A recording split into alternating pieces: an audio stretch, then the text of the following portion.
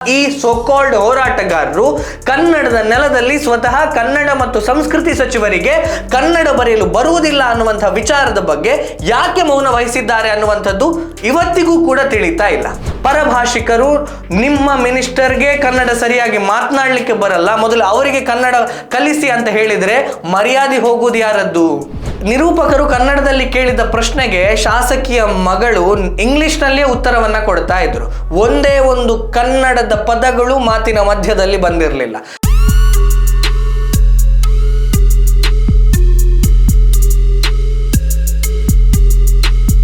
ಸ್ನೇಹಿತರೆ ನಮಸ್ಕಾರ.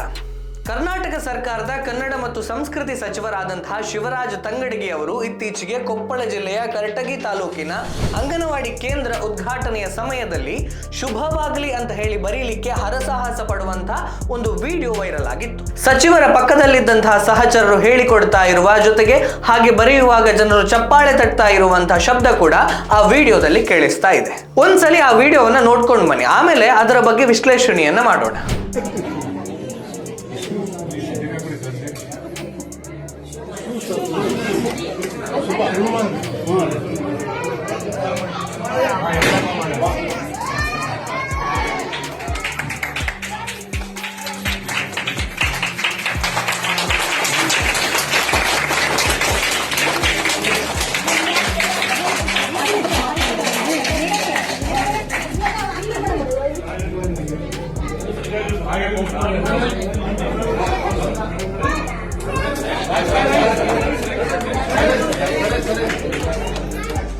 ನೋಡಿದ್ರಲ್ಲ ಸ್ನೇಹಿತರೆ, ಇದೊಂದು ಟ್ರೋಲ್ಗೆ ಒಳಗಾಗುವಂತಹ ವಿಡಿಯೋ ಅಂದಷ್ಟೇ ಬಿಂಬಿಸಿದ್ದಾರೆ. ಕೆಲವೊಂದು ಟ್ರೋಲ್ ಪೇಜ್ಗಳು ಇದನ್ನ ವೈರಲ್ ಮಾಡಿದ್ದು ಬಿಟ್ರೆ ಬೇರೆಲ್ಲೂ ಕೂಡ ಅಷ್ಟೇನು ಗಮನ ಸೆಳೆಯಲಿಲ್ಲ.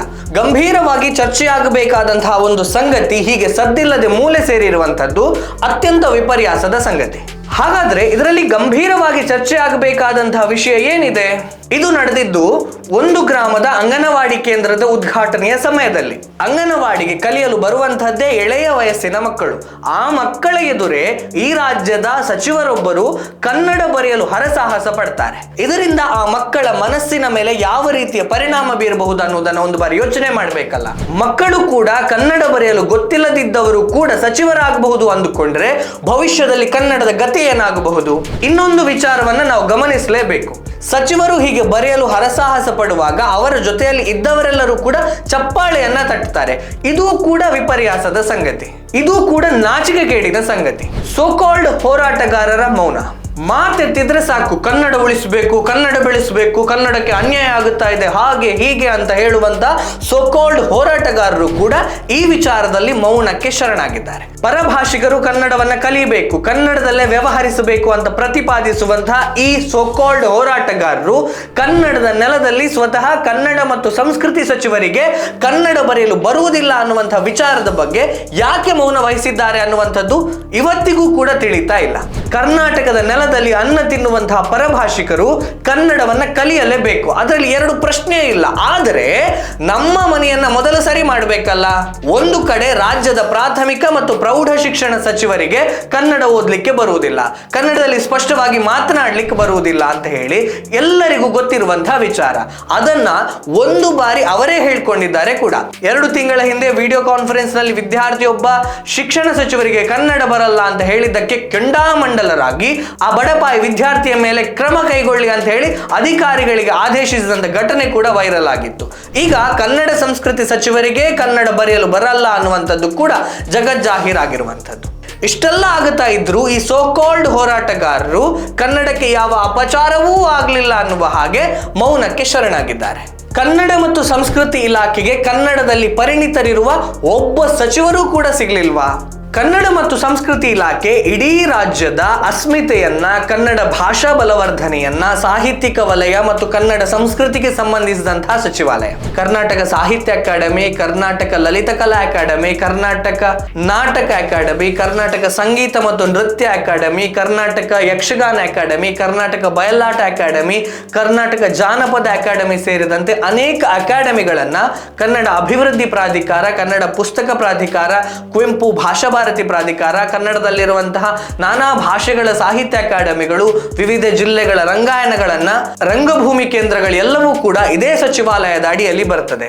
ಕನ್ನಡ ಭಾಷೆ ಮತ್ತು ಸಂಸ್ಕೃತಿಯ ತಳಹದಿಯ ಮೇಲೆಯೇ ಕನ್ನಡ ನಾಡು ಕಟ್ಟಬೇಕು ಅನ್ನುವಂಥದ್ದು ನಾಡು ಕಂಡಂತಹ ಅನೇಕ ಸಾಹಿತ್ಯಿಕ ವಿದ್ವಾಂಸರ ಅಭಿಪ್ರಾಯ. ಆದರೆ ಭಾಷಾ ಬಲವರ್ಧನೆ ಮತ್ತು ಸಂಸ್ಕೃತಿಯ ನಿರೂಪಣೆ ಮಾಡಬೇಕಾದಂತಹ ಸಚಿವಾಲಯದ ಸಚಿವರಿಗೆ ಕನ್ನಡ ಬರೀಲಿಕ್ಕೆ ಬರದಿದ್ದರೆ ಭಾಷಾ ಬಲವರ್ಧನೆ ಆಗುವುದಾದರೂ ಹೇಗೆ? ನಾಡು ಕಂಡಂತಹ ಶ್ರೇಷ್ಠ ಸಾಹಿತಿಗಳಲ್ಲಿ ಒಬ್ಬರಾಗಿರುವಂತಹ ಡಾಕ್ಟರ್ ಲೀಲಾದೇವಿ ಆರ್ ಪ್ರಸಾದ್ ಈ ಸಚಿವಾಲಯನ ಸಮರ್ಥವಾಗಿ ನಿರ್ವಹಣೆ ಮಾಡಿದರು. ಅವರ ಅವಧಿಯಲ್ಲಿ ಅನೇಕ ಅಕಾಡೆಮಿಗಳು, ಪ್ರಾಧಿಕಾರಗಳು ಅಸ್ತಿತ್ವಕ್ಕೆ ಬಂದವು. ರಾಣಿ ಸತೀಶ್, ಸಿ.ಟಿ. ರವಿ, ಸುನಿಲ್ ಕುಮಾರ್ ರಂತಹ ಸ್ಪಷ್ಟವಾಗಿ ಕನ್ನಡ ಮಾತನಾಡಲು, ಕನ್ನಡ ಬರೆಯಲು ಬರುವಂತಹ, ಕನ್ನಡ ಮತ್ತು ಸಂಸ್ಕೃತಿಯ ಬಗ್ಗೆ ಜ್ಞಾನವನ್ನ ಹೊಂದಿರುವಂತಹ ಸಚಿವರು ಈ ಸಚಿವಾಲಯವನ್ನ ಸಮರ್ಥವಾಗಿ ನಿಭಾಯಿಸಿದ್ದರು. ಕನ್ನಡದ ಬೆಳವಣಿಗೆ ಮತ್ತು ಬಲವರ್ಧನೆ ಮಾಡಬೇಕಾದಂತಹ ಸಚಿವಾಲಯಕ್ಕೆ ಕನ್ನಡವನ್ನ ಬರೀಲಿಕ್ಕೆ ಬರದೇ ಇರುವಂತಹ ಶಾಸಕರೊಬ್ಬರನ್ನ ಸಚಿವರನ್ನಾಗಿ ಮಾಡಿದ್ದು ಯಾಕೆ ಅನ್ನುವಂಥದ್ದು ಇವತ್ತಿಗೂ ಕೂಡ ಅರ್ಥವಾಗದೇ ಇರುವಂತಹ ಸಂಗತಿ. ಇದು ನಿಜಕ್ಕೂ ಕೂಡ ವಿಪರ್ಯಾಸದ ಸಂಗತಿ. ಕರ್ನಾಟಕದ ಮುಖ್ಯಮಂತ್ರಿಗಳೇ ಒಂದು ಭಾಷಣದಲ್ಲಿ ಈ ರೀತಿ ಹೇಳಿದ್ದಾರೆ: ಯಾವುದೇ ಭಾಷೆ ಜನ ಇದ್ರೂ ಕೂಡ ಕರ್ನಾಟಕದಲ್ಲಿ ವಾಸ ಮಾಡಿದ ಮೇಲೆ, ಕರ್ನಾಟಕದಲ್ಲಿ ಇದ್ದ ಮೇಲೆ ಕನ್ನಡವನ್ನ ಕಲಿಲೇಬೇಕು, ಕನ್ನಡವನ್ನ ಕಲಿಲೇಬೇಕು, ಕನ್ನಡವನ್ನ ಕಲಿಲೇಬೇಕು. ತಮ್ಮ ಸಚಿವ ಸಂಪುಟದಲ್ಲಿಯೇ ಕನ್ನಡ ಬರೆಯಲು ಬಾರದ, ಕನ್ನಡವನ್ನ ಸ್ಪಷ್ಟವಾಗಿ ಮಾತನಾಡಲು ಬಾರದ ಸಚಿವರಿದ್ದಾರೆ ಸರ್. ಅವರಿಗೆ ಕನ್ನಡವನ್ನ ಕಲಿಸುವ ವ್ಯವಸ್ಥೆಯನ್ನ ತಾವು ಮಾಡಬೇಕಲ್ಲ. ಮಾತೆತ್ತಿದ್ರೆ ನಮ್ಮದು ಕನ್ನಡ ಪರ ಸರ್ಕಾರ, ಕನ್ನಡ ನಾಡು ನುಡಿಯ ರಕ್ಷಣೆ ನಮ್ಮ ಧ್ಯೇಯ ಅಂತ ಹೇಳುವವರು ತಮ್ಮ ಮಂತ್ರಿಮಂಡಲದಲ್ಲಿಯೇ ಉರ್ದು ಮಿಶ್ರಿತ ಕನ್ನಡದಲ್ಲಿ ಮಾತನಾಡುವವರನ್ನ, ಕನ್ನಡ ಬರವಣಿಗೆ ಬಾರದವರನ್ನ ಸಚಿವರನ್ನಾಗಿ ನೇಮಿಸಿದ್ದೀರಲ್ವಾ? ಕರ್ನಾಟಕದ ಪ್ರಜೆಗಳಿಗೆ ಕನ್ನಡದಲ್ಲಿಯೇ ಮಾತನಾಡಿ, ಪರಭಾಷಿಕರಿಗೆ ಕನ್ನಡ ಕಲಿಯಲೇಬೇಕು ಅಂತ ಹೇಳುವ ನಿಮಗೆ ಆ ರೀತಿ ಹೇಳಲಿಕ್ಕೆ ಯಾವ ನೈತಿಕ ಹಕ್ಕಿದೆ ಅನ್ನುವಂಥದ್ದು ಇವತ್ತಿಗೂ ನನಗೆ ಪ್ರಶ್ನೆಯಾಗಿಯೇ ಕಾಡ್ತದೆ. ಶಿವರಾಜ್ ತಂಗಡಗಿ ಸರ್, ನೀವು ಟ್ರೋಲ್ ಆಗಿದ್ದು ಎಳೆಯ ಮಕ್ಕಳ ಮುಂದೆ. ಅವರು ಮುಂದಿನ ದಿನಗಳಲ್ಲಿ ನಿಮ್ಮನ್ನೇ ಆದರ್ಶವಾಗಿ ತೆಗೆದುಕೊಂಡರೆ ಏನಾಗಬಹುದು ಎನ್ನುವುದನ್ನು ಒಮ್ಮೆ ಯೋಚನೆ ಮಾಡಿ, ಗಂಭೀರವಾಗಿ ಆಲೋಚನೆ ಮಾಡಿ. ಸಚಿವರೊಬ್ಬರಿಗೆ ಕನ್ನಡ ಬರೆಯಲು ಬರಲ್ಲ ಅನ್ನುವಂಥದ್ದು ಮಕ್ಕಳ ಮೇಲೆ ವ್ಯತಿರಿಕ್ತ ಪರಿಣಾಮವನ್ನೇ ಬೀರ್ತದೆ ಸರ್. ನಿಮ್ಮ ಹಿಂಬಾಲಕರ ಚಪ್ಪಾಳೆಗೆ ನೀವು ಹಿಗ್ಗಬಹುದು, ಆದರೆ ನೀವು ಟ್ರೋಲ್ ಆಗಿದ್ದು ಎಳೆಯ ಮಕ್ಕಳ ಮುಂದೆ ಅನ್ನುವಂಥದ್ದನ್ನ ಮತ್ತೆ ಮತ್ತೆ ನೀವು ನೆನಪಿಸಿಕೊಳ್ಳಲೇಬೇಕು. ಕನ್ನಡವು ಅನ್ನ ನೀಡುವ ಭಾಷೆ ಆಗಬೇಕು, ಕನ್ನಡವನ್ನು ಎಲ್ಲರೂ ಕಲಿಬೇಕು, ಕನ್ನಡದಲ್ಲಿ ವ್ಯವಹಾರ ಮಾಡಬೇಕು, ಇವೆಲ್ಲವೂ ಆಗಲೇಬೇಕು. ಅದರ ಜೊತೆಗೆ ಕನ್ನಡದಲ್ಲಿ ಬರೆಯಬಲ್ಲವನು, ಕನ್ನಡದಲ್ಲಿ ಸ್ಪಷ್ಟವಾಗಿ ಮಾತನಾಡಬಲ್ಲವನು, ಕನ್ನಡವನ್ನು ಓದಲಿಕ್ಕೆ ಸಾಮರ್ಥ್ಯ ಇರುವವನು ಮಾತ್ರ ಮಂತ್ರಿ ಆಗಬೇಕು ಎನ್ನುವಂಥ ಬದ್ಧತೆ ಮತ್ತು ಕ್ರೈಟೀರಿಯಾ ಕೂಡ ಬೇಕಲ್ಲ. ಪರಭಾಷಿಕರು ನಿಮ್ಮ ಮಿನಿಸ್ಟರ್ಗೆ ಕನ್ನಡ ಸರಿಯಾಗಿ ಮಾತನಾಡಲಿಕ್ಕೆ ಬರಲ್ಲ, ಮೊದಲು ಅವರಿಗೆ ಕನ್ನಡ ಕಲಿಸಿ ಅಂತ ಹೇಳಿದರೆ ಮರ್ಯಾದೆ ಹೋಗುವುದು ಯಾರದ್ದು? ಯೋಚನೆ ಮಾಡಬೇಕಲ್ಲ. ಉದ್ಯೋಗಕ್ಕೆ ಮಿನಿಮಮ್ ವಿದ್ಯಾರ್ಹತೆ ಬೇಕು ಅಂತ ಹೇಳುವವರು ಜನಪ್ರತಿನಿಧಿಗಳಿಗೂ ಕೂಡ ಕನಿಷ್ಠ ವಿದ್ಯಾರ್ಹತೆಯ ಮಾನದಂಡವನ್ನು ಮಾಡಬೇಕು ಅಂತ ಹೇಳಬೇಕಲ್ಲ. ಅದರಲ್ಲೂ ಕೂಡ ಸಚಿವರಾಗುವವರಿಗೆ ಆಯಾಯ ಇಲಾಖೆಯ ಬಗ್ಗೆ ತಿಳಿಯುವಷ್ಟಾದರೂ ವಿದ್ಯಾರ್ಹತೆ ಇರಲೇಬೇಕಲ್ಲ. ಹೌದು, ಒಂದು ಕಾಲದಲ್ಲಿ ಈ ದೇಶದಲ್ಲಿ ವಿದ್ಯಾರ್ಜನೆ ಕಡಿಮೆ ಪ್ರಮಾಣದಲ್ಲಿತ್ತು. ಆ ಕಾಲಘಟ್ಟದಲ್ಲಿ ವಿದ್ಯಾರ್ಹತೆ ಮಾನದಂಡ ಆಗಿರಲಿಲ್ಲ, ಒಪ್ಪಿಕೊಳ್ಳೋಣ. ಆದರೆ ಇವತ್ತು ಜಗತ್ತು ತಂತ್ರಜ್ಞಾನದ ಹಿಂದೆ ವೇಗವಾಗಿ ಓಡ್ತಾ ಇರುವಂತಹ ಈ ಕಾಲಘಟ್ಟದಲ್ಲಿ ಅದಕ್ಕೆ ಸರಿಸಮಾನವಾಗಿರುವಂತಹ ಅರ್ಹತೆಯುಳ್ಳವರೇ ಇಲಾಖೆಯನ್ನು ಮುನ್ನಡೆಸಬೇಕು. ಇಲ್ಲವಾದಲ್ಲಿ ನಾವೇ ಹಿಂದುಳಿತೇವೆ ಅನ್ನುವಂಥದ್ದನ್ನು ಬಿಡಿಸಿ ಹೇಳಬೇಕಾದಂತಹ ಅವಶ್ಯಕತೆ ಇಲ್ಲ ಸ್ನೇಹಿತರೆ. ಇತ್ತೀಚೆಗೆ ಸುದ್ದಿವಾಹಿನಿಯಲ್ಲಿ ನಿರೂಪಕರೊಬ್ಬರು ರಾಜ್ಯದ ಮಹಿಳಾ ಶಾಸಕಿಯೊಬ್ಬರ ಸಂದರ್ಶನವನ್ನ ಮಾಡ್ತಾ ಇದ್ರು. ಜೊತೆಗೆ ಅವರ ಮಗಳನ್ನು ಕೂಡ ಕರೆಸಿ ಪಕ್ಕದಲ್ಲಿ ಕೂರಿಸಿ ಸಂದರ್ಶನ ಮಾಡಿದ್ರು. ನಿರೂಪಕರು ಕನ್ನಡದಲ್ಲಿ ಕೇಳಿದ ಪ್ರಶ್ನೆಗೆ ಶಾಸಕಿಯ ಮಗಳು ಇಂಗ್ಲಿಷ್ನಲ್ಲೇ ಉತ್ತರವನ್ನ ಕೊಡ್ತಾ ಇದ್ರು. ಒಂದೇ ಒಂದು ಕನ್ನಡದ ಪದಗಳು ಮಾತಿನ ಮಧ್ಯದಲ್ಲಿ ಬಂದಿರಲಿಲ್ಲ. ಇದು ಕೂಡ ಕನ್ನಡದ ಅಳಿವಿಗೆ ಕಾರಣವಾಗುವಂತಹ ಅಂಶ. ಅಮ್ಮ MLA ಆಗಿರೋದು ಹೇಗೆ ಅನ್ಸುತ್ತೆ? How do you feel? I feel very proud of her. Okay.